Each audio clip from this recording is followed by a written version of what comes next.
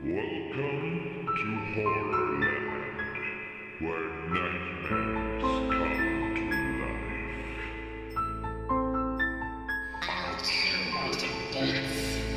Alternative skin of her bones. Karu Marie O'Donna, Loma Milano Carano.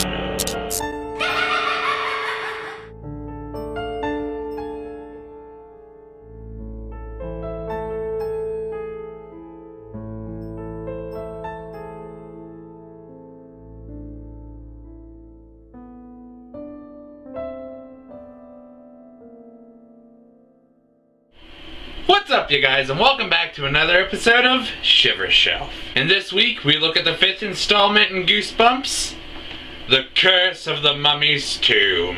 Oh, look at that. Bent corner. A bit of a tear there. Yellow paging and, well, I mean, I don't mind the paging, but I mind that spot. So, what story is contained within these pages? Gabe's exploring the tunnels of an ancient Egyptian pyramid, but Gabe is not alone. Someone else is in the pyramid too. Someone, or something. Dramatic reverb. The phrase on the back of this book: introducing the mummy. I am beginning to notice a pattern with the phrases on the back.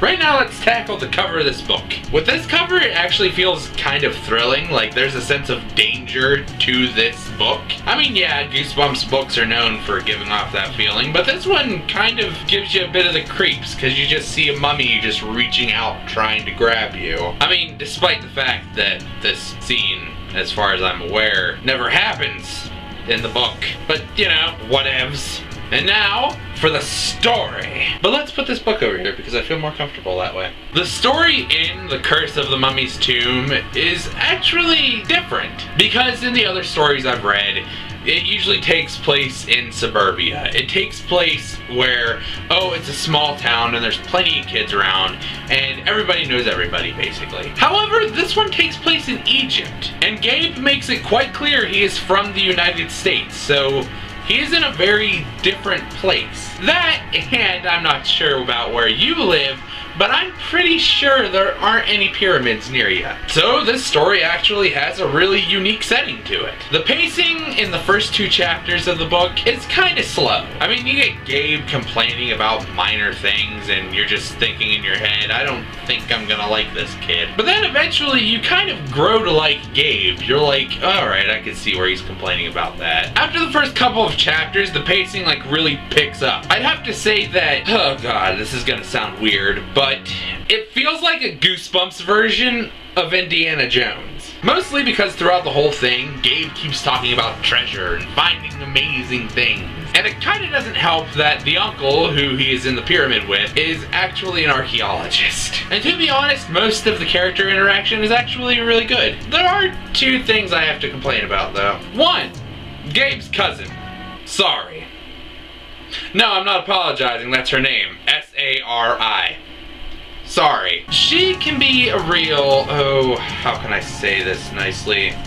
Jerk. Because at one point they are deep down in the pyramid and her and Gabe sneak off, like kids do. And Gabe stops because he has to tie his shoe and Sari just disappears.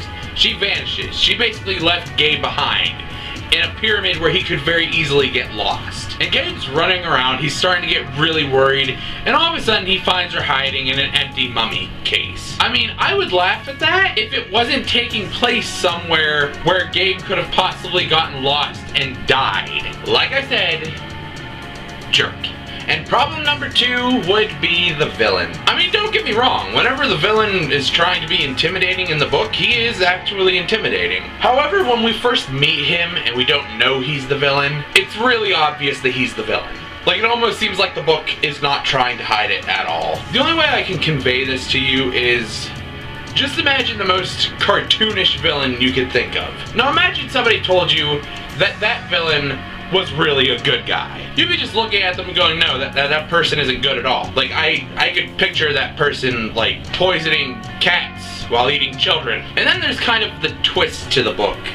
I guess you could call it that. I mean, yes, the twist kind of relies on something the main character just happens to have on him, which kind of results in the book going, feel the power of my magic! And that's kind of ridiculous. And it just seems too coincidental. Like, to me, that part was just like, that seems to be like too much of a coincidence that all of this happens to match up randomly. I mean, don't get me wrong, it could happen. There was a possibility.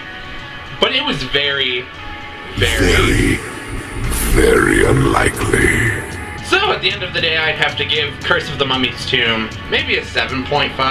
I mean, it's not the best story I've read in Goosebumps so far, but it did have that Indiana Jones feel to it, and believe it or not, I really do love Indiana Jones. It's like a really good movie series. I mean, sure, there are a bunch of coincidences in it, and sure, the villain is quite cartoonish, but it's still an enjoyable read nonetheless. Well, I hope you guys enjoyed this episode of Shiver Shelf, and I will see you next time. Bye!